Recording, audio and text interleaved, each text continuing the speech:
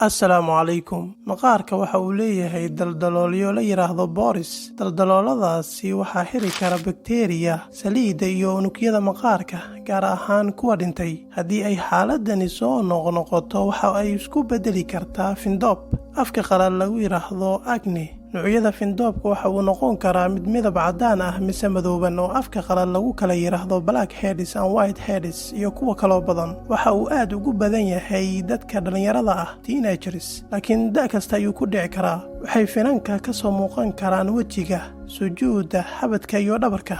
Waxaa keeni kara marka ay badato saliidda maqaarka laga soo saaro. Marka ay daldaloolada maqaarka helaan saliidda iyo unugyada maqaarka kuwa dhintay, bakteeriya iyo caabuq. Waxyaabaha kicin kara waxaa ka mid ah isbedelada hormoonada, cunooyinka qaar laga helo carbohydrateska sida roodhida, iyo stresska badan. Haddii aad isku dayo kala duwan samaysay oo wax isbedel ah jirin, fadlan waxaad u baahan tahay inaad la kulanto dhakhtarkaaga mise dhakhtarka kuugu dhow sidaad ugu hesho talooyin iyo dawooyinka ku habboon. Guud ahaan, waxa uu dhakhtarkaaga ku siinayaa dawooyin yareyn kara saliidda saa'idka ah laga soo daayo maqaarka, kuwa lagu yareynayo infekshanka iyo dawooyin kale lagu xakameynayo hormooniska qaar.